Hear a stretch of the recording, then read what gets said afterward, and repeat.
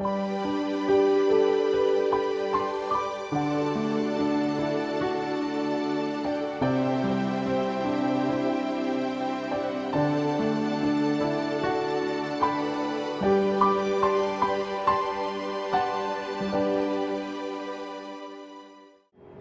Kristus, kasih sayang dari Tuhan beserta saudara.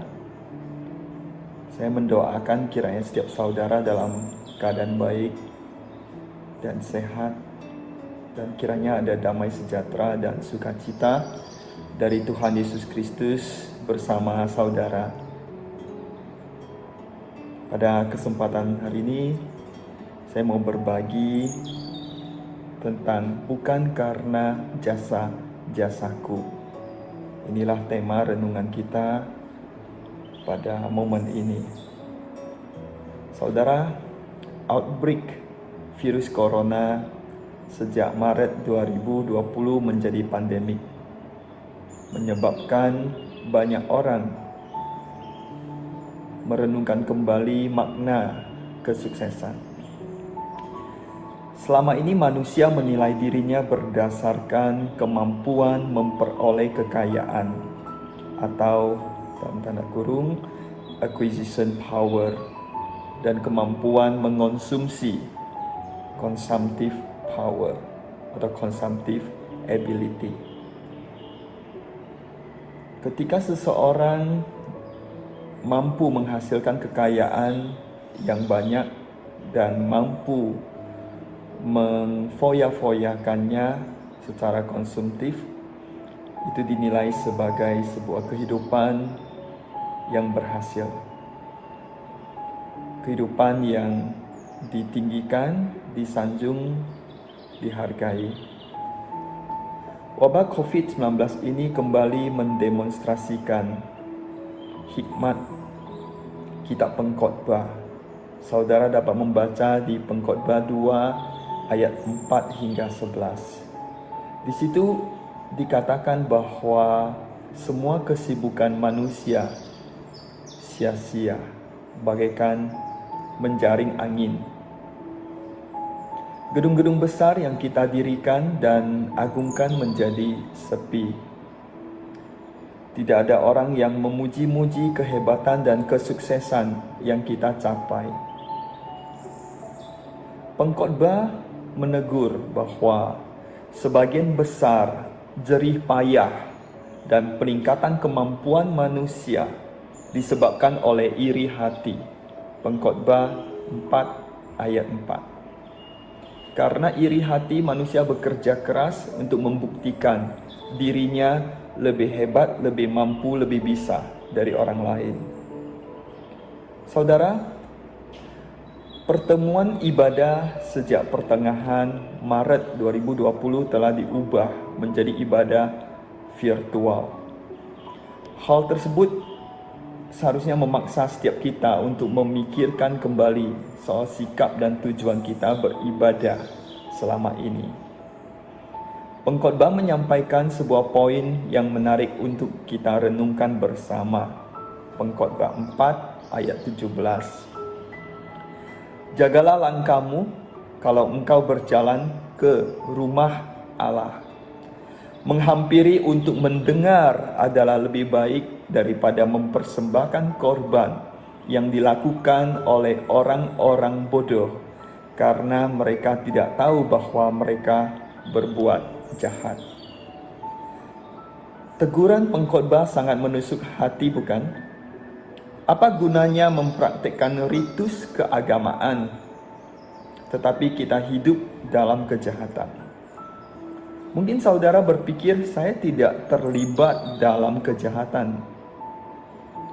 Well, pernahkah saudara bergosip? Pernahkah kita menyadari sebuah perbuatan baik tetapi tidak kita lakukan? Atau pernahkah kita memandang remeh seseorang karena dia tidak sepintar diri kita atau tidak lebih baik dari kita? Bukankah kita juga berpartisipasi dalam merusak bumi ciptaan Tuhan ini? Itu semua juga adalah kejahatan Bukankah mendengarkan Tuhan dan menaatinya merupakan prioritas kehidupan kita? Sebab hidup ini bukan tentang kita, tetapi tentang Dia. COVID-19 menunjukkan kepada kita bahwa tidak ada yang dapat dibanggakan dalam kehidupan ini. Sebuah virus yang tidak kasat mata dapat mengganggu perputaran roda perekonomian global. Dunia ingin mempertahankan perekonomian dan memerangi COVID-19 bersamaan. Bill Gates mengatakan begini, "It is very irresponsible for somebody to suggest that we can have the best of both worlds." Menurut Gates, sebaiknya dunia pada saat ini memprioritaskan penanganan pandemi COVID-19 tersebut terlebih dulu. Gates mengatakan bahwa memulihkan perekonomian jauh lebih mudah daripada menghidupkan orang dari kematian.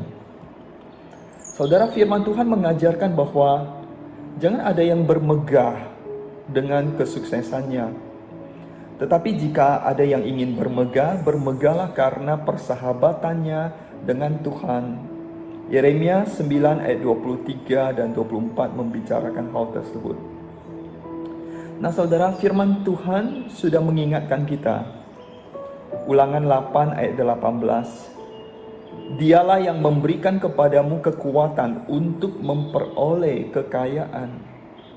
Kekayaan kita, prestasi kita, keberhasilan kita bukan karena kemampuan kita, tapi karena Tuhan yang memampukan kita, yang mengaruniakan kekayaan, keberhasilan kepada kita. Dan itu juga bukan milik kita. Tuhan hanya mempercayakannya kepada kita untuk kita kelola. Yang seharusnya kita kelola dengan penuh tanggung jawab dan dengan kasih. Karena bukan milik kita, setiap kita harus mempertanggungjawabkannya di hadapan Tuhan kelak. Jadi jangan sampai setelah kita memperoleh kekayaan atau memperoleh kehidupan yang baik, kita kemudian berkata dalam hati kita, karena jasakulah. Ulangan 9 ayat 4. Jangan pernah muncul dalam pikiran, hati, bahkan ucapan kita, karena jasakulah, karena kemampuankulah, karena perjuangankulah. No, it is a gift. Bahkan kemampuan kita, kesehatan kita, kecerdasan kita adalah hadiah dari Tuhan yang kita kelola, yang kita tingkatkan dari hari ke hari, bukan dari kita sendiri. Semestinya kita selalu mengingat Ulangan 9 ayat 6, bukan karena jasa-jasamu Tuhan Allahmu memberikan kepadamu. Jadi bukan karena jasa-jasamu, tetapi Tuhan Allahmu yang memberikannya kepadamu. Saudara, pandemi COVID-19 mengajarkan kita tidak take things for granted. Kita bahkan tidak seharusnya take our success for granted. Sebaliknya syukurilah kehidupan kita dan ingatlah bahwa hidup ini bukan tentang kita, tetapi tentang Dia. 愿上帝的话祝福我们，让我们明白我们的能力、我们的成功、我们的成就不来自我们，是来自上帝。他相信我们，我们的阿爸天父信任我们，让我们管理。愿我们大家学习认真的管理，还有相信这一切属于他的。我们好好依靠他。我知道这段时间对我们大家都不容易，但是上帝要我们回到他身边，认真的寻找他，因为他爱我们，他不要失去我们的灵魂，因为他爱、关心、关怀我们。对他来说，我们的生命很重要，他要我们在他里面。他看我们的生命不只是现在、如今，他也看我们的生命是永恒的生命。他要我们有一天平安的回到他那边。愿上帝祝福我们，也帮助我们，让我们可以明白说，我们的成就是因为上帝帮我们，不是因为我们自己的能力。不要沮丧，mari jangan patah hati, tetap bersandar pada Tuhan. Hidup kita milik Tuhan. We belong to God. We are His. Kiranya Tuhan menolong kita. Saya mengajak saudara kita berdiam diri sejenak. Bapa di sorga, kami bersyukur kami bisa berdiam diri. Tuhan tolong kami. Teduhkan hati kami biar kami bersandar pada Engkau.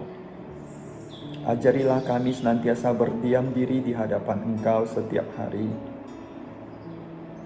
Supaya kami dapat mendengarkan suara Engkau, dapat mendengarkan suara hati-Mu, sehingga kami dapat mengenal apa yang penting bagi Engkau, apa yang menjadi prioritas-Mu. Sehingga ketika kami menjalani hidup kami mengenali, kami belajar untuk sungguh-sungguh mengatur, menata hidup kami berdasarkan apa yang Tuhan kehendaki。阿爸天父，请你帮助我们，让我们明白你的心意，帮助我们，让我们的心可以安静，帮助我们，让我们的心可以依靠你、仰望你、渴慕你、爱你。谢谢天父，那么关心我们，还愿意抱抱我们，因为我们是你的宝贝，因为您宝贝我们。谢谢天父，我们祷告奉耶稣的名祈求，阿门。Kiranya Tuhan beserta saudara